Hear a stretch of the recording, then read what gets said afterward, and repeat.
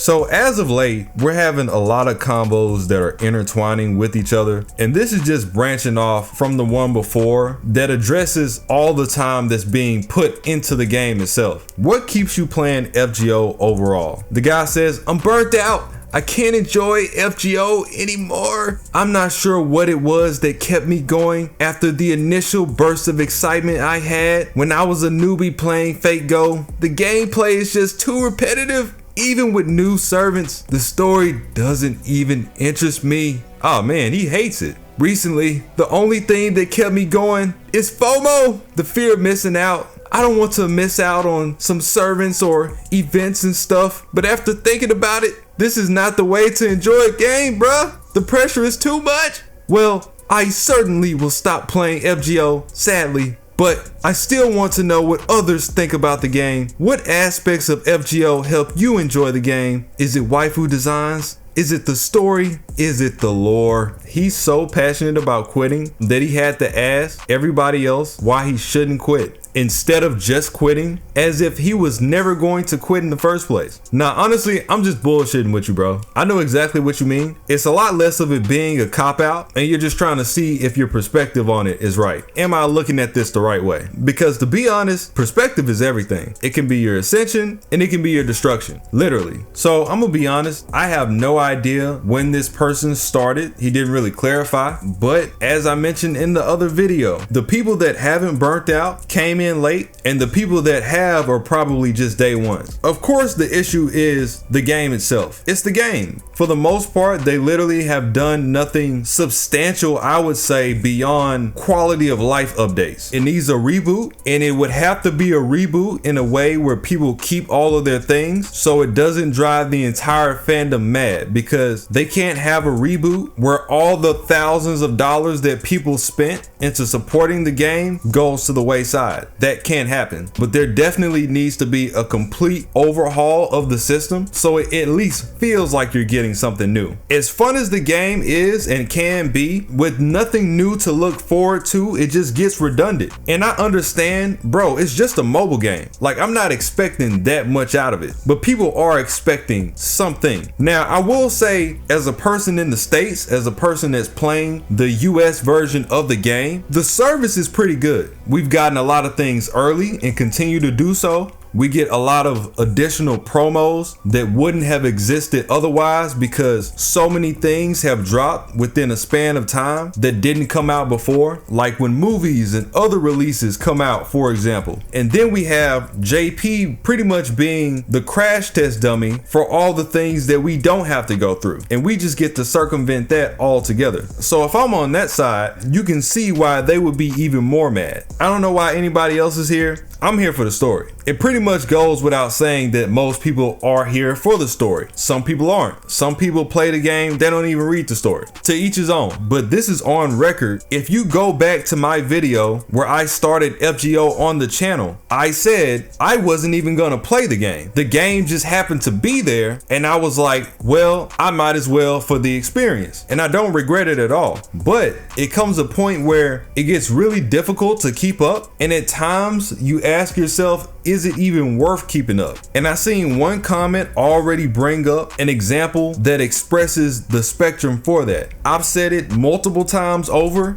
If this wasn't FGO, if the game that we were playing wasn't backed by the IP of FGO, it would already be dead. That's the only thing that's carrying it, because this doesn't work without fate being behind it. Not saying the game is terrible, because I see people saying the game is bad. It's not bad. If it was bad, then it never would have done good in the first place. It's dated. It's out of commission. It needs a polish and then some. And people have brought this up before, and they said that they wanted to look into it, but they already have their hands filled so much with what they have going on to begin with. Fair enough, but you can't get mad when people start jumping ship. The first comment, the sunk cost fallacy, and this is the one that I was talking about. So if you look up the sunk cost fallacy, the phenomenon whereby a person is reluctant to abandon a strategy or a course of action because they have invested heavily in it, even when it is clear that abandonment would be more beneficial, or in other words, the escalation of commitment. And this really hits home for me, because this is something that I've also started to notice in myself with just gaming in general. This doesn't just pertain to FGO. Now, I love games. I've been gaming since I was a kid, and I'm not gonna stop doing it. But at the same time, I'm not a kid anymore. So I can't spend time wasting time like I did when I was a kid. There's two types of players. There's the pay to win and there's the free to play. When you're paying, and especially when you're dishing out a lot of bread, the only way to make good on all the money that you spent is to continue to spend. It's a trickle effect. It's still gambling at the end of the day. Gotcha. It's not called that by accident. I'm on the other side of the fence. In FGO specifically, I'm free to play. So when you're free to play, you only can pay in your time. If you're pay to play, you might pay in both. But in free to play, the only way to make good on all the time that you spent is to spend even more. That becomes increasingly harder to do when the game isn't even enjoyable on its own. It'd be different if that same game was ridiculously enjoyable, but if you're not having the time of your life on that game, that's a scam.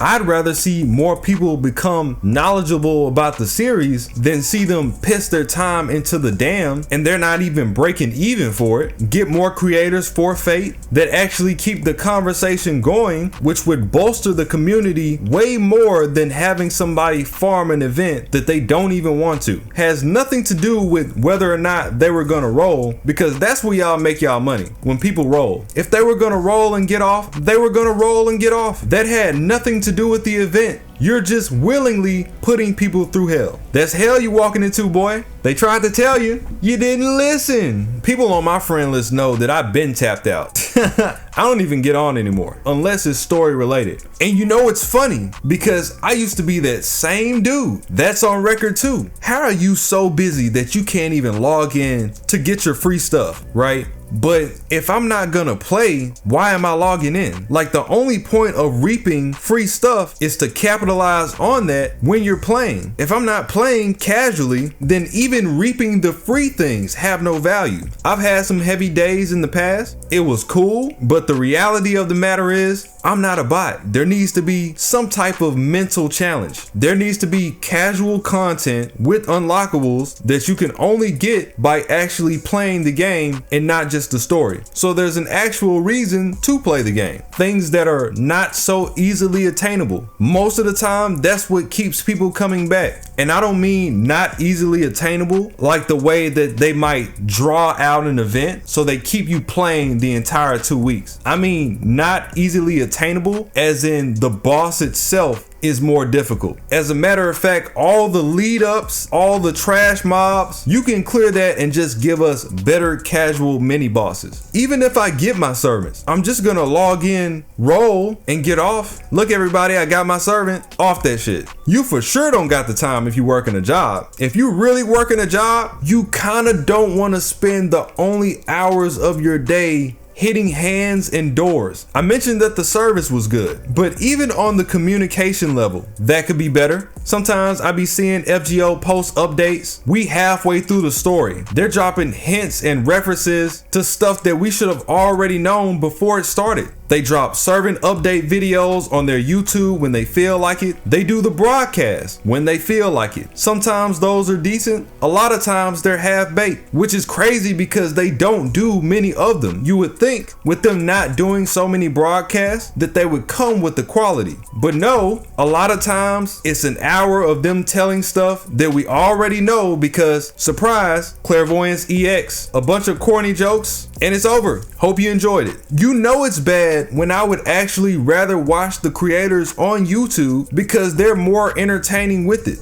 It's not even their shit. They're not getting sponsored to do that. How are they bringing more energy to your stuff than you are? It sounds to me like you should have gotten at least some of them on your team, at the very least as a middleman. But at this point, at least for this game, that's something that you might expect out of FGO 2. I recently saw FGO get the best ongoing game of the year, and people are in the comments like, how is this possible? The story. Obviously, it doesn't even need question. It's certainly not the game itself, because the truth of the matter is, most of these other games don't have a good story. And even if they do, it's not better than Fate. for sure. The reluctance to let go of the time and effort invested to raising my servants and the insatiable greed of wanting to acquire more servants in the future is no different from an addiction, really. I'm telling you, that's all you got. Just keep putting in, just keep putting in, keep putting in. And that would be completely fine if the experience was a case where you're being blown away, but that's not the case. It's way more of, I'm in way too deep now. There's no turning back. The next comment, if you don't like the story, which is FGO's best thing, then I think it's the right choice to stop playing it. I play because I like the story and the characters, but I can see your point, and Lasagna's bad management and lack of content isn't helping any one of us. You know, I always said this would work so much better as an RPG. That was the original intention, and now that they're established, that's something that they could actually do now. But again, it's one of those many things that is so far gone. If this was on some Phantasy Star, WoW, RS type of deal, FF, I'd be on this bitch every day. You wouldn't even have to give me a login bonus. I'd just be on it. But I know the issue comes in where, well, then we can't trick people out of their money because servants probably won't be utilized in the same fashion. So sell cosmetics, sell DLC. It's no different from what everybody's been doing for forever. I don't see the issue. But the reality of the matter is, if they can't even give actual updates to the handheld game, we can't even think about the maintenance on an RPG, which will require more effort. It's a wrap. Another comment, as an almost day one player, I don't know. FGO Automata probably. It's the only thing that keeps me logging in and actually helping me maintain any semblance of an interest in the game while waiting for our once per year story. The servants are better and cooler than ever,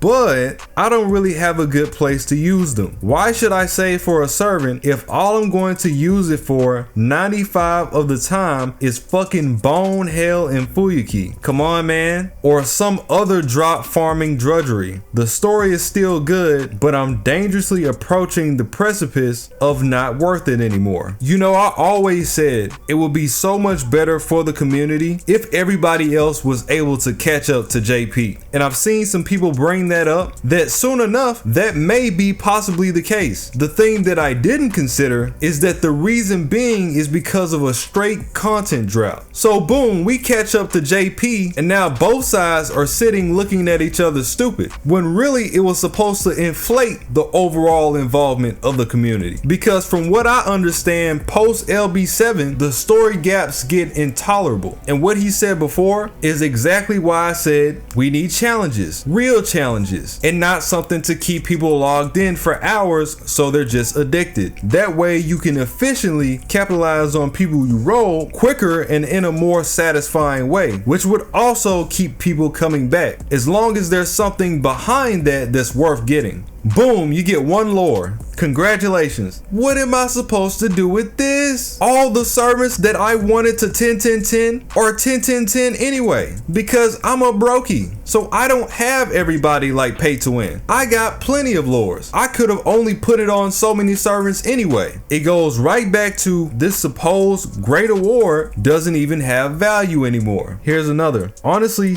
everything. The story is neat, the characters are phenomenal, and the greater mystery surrounding Chaldea keeps me hooked. Sure, the gameplay gets repetitive, but thankfully it's simple enough that I only ever get burnt out during raids and lottery events. What I find helps me is setting goals for who I want to summon and what welfares I'm looking forward to. Then all my farming has a purpose to collect materials so that I can max them out when they drop, assuming I get them, of course. But I'm just an easy to please person in general. If you tried all the above and you're still burnt out, then I would suggest quitting or just sticking to the daily logins. You know, I'm glad there's people that's still enjoying it and are getting the most out of it for what it's worth. In my case, even with the goal setting, it's the same issue that I brought up with the lore. A lot of people are completionists. In the case of FGO, that's not how I play the game. Everybody that I want to play with, I've got them up already. But if I don't care about you, I am not getting you up. Eric Bloodaxe, I'm not getting up Eric Bloodaxe. 10 years later, I still don't know who the fuck that guy is. And he's supposed to be a king. Ask me, do I care? I'd be way more incentivized to do so if there was more to it than just perpetual farming. I played a lot of games games with farming.